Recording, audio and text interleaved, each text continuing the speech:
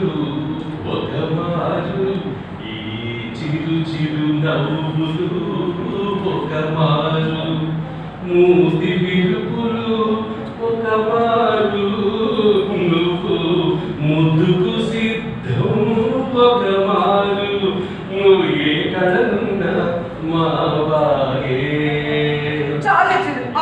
ఈ చీర విశేషం చాలే టైం ఎంత అయింది తెలుసా? టైం ఎంత అయింది? ఎంత చేసుకోక 1 అవర్ వెయిట్ చేస్తే 1 అవర్ నేను 2 అవర్స్ వెయిట్ చేస్తాను. ప్రతి ఒక్కరు నన్నే చూస్తాను. కాబట్టి నిన్ను చూసేది నేను ఉంటుండే ఇక్కడ నువ్వు అలాగే వాళ్ళు చూస్తున్నారు. విజయ్ ఆయన నువ్వు అలాంటి అసలు మన ప్రేమ మన దిగులు అసలు ప్రేమ నిజంగా ప్రేమిస్తావా? ఎంత మాటలో చూపి ఎంత మాటలో నేను నిన్ను ప్రేమించట్లేదా? చూడు గంట లేట్ అయినా 2 ఏళ్ళ బట్టి వస్తున్నానా లేదా ఇక్కడికి నేను వస్తున్నానా లేదా? వస్తున్నా మరి అలా ఎలా శంకిస్తాను అసలు మన ప్రేమ అసలు నువ్వు నన్ను ప్రేమించలేదు. అదిగో అలాంటి డౌట్ పెట్టుకోక అసలు 2 ఏళ్ళ బట్టి నీ వెంట పడుతుంటే ప్రేమించలేదు ఎలా అంటావు? దారుణం కదా ఇది. దారుణమే. ఎందుకంటే మా ఇంటి రాజా ఎన్ని రోజా గత 2 నెలలు గొప్పగా ప్రేమించుకున్నారు. 2 నెలలు ఓకే. అబ్బాయి ప్రతిరోజు అమ్మాయి పొగలా పోగాని ఏదో వ్యక్తి కానీ ఏదో వస్తూనే ఉంటాడు. నువ్వు అన్నా గత 2 ఏళ్ళుగా ప్రేమిస్తున్నావు. ఏమైనా తెచ్చిచ్చావా నాకు? అమ్మాయికి నేను ఇస్తే బాగుండదేమో చూడు గిఫ్ట్ పెట్టి నేను వస్తున్నాను కదా రోజు లవ్ లెటర్ ఊరుకుంది మనకు అసలు లీవ్ లెటర్ రాయడం రాదు మళ్ళీ లవ్ లెటర్ ఎందుకు లవ్ లెటర్ నువ్వు లవ్ లెటర్ రావాలి.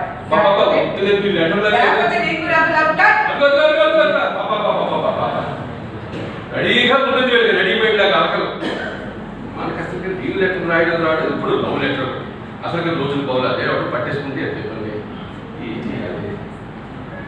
సరే ఇప్పుడు చెప్పారు కదా రామాన్ని నేను రాస్తుంటానండి ఆయన అడుగుదాం. ఆయన అడిగి తిరిగి ఇచ్చేస్తాను అనుకో కోపడే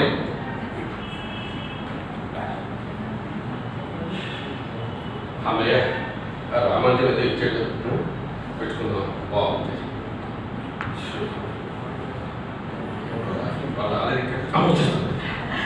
సారీ చిరు అంటే అయిపోయిందా గడ్డకో ఇక్కడ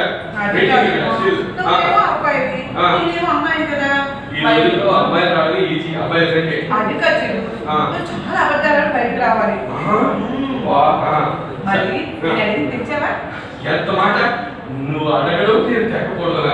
చూడు నా ప్రేమనంతటిని ఇందులో రంగరించి నీకు ఇస్తున్నా తెలుసు.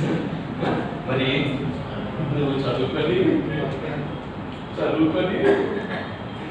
ఇదే నా మొదటి ప్రేమ లేక రాసాను నీకు చెప్పలేక ఎదుట పడి మనసు తెలుపలేక తెలుపుటకు భాష చేత కాక తెలుపుటకు నీ వదనం చంద్రబింబం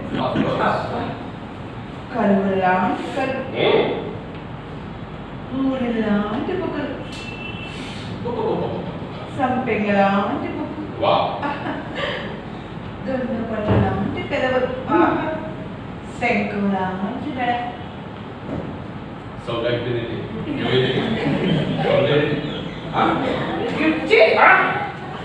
ఏమైంది?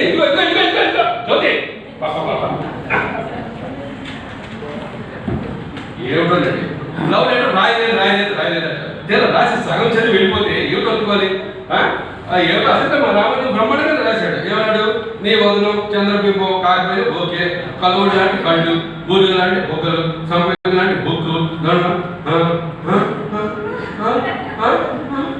పైన రాసిన కవిత ఎవరిని ఉద్దేశించి రాసినది కాదని కేవలం కల్పితం మాత్రమే ఇంటి మూలంగా హామీ ఇస్తున్నాను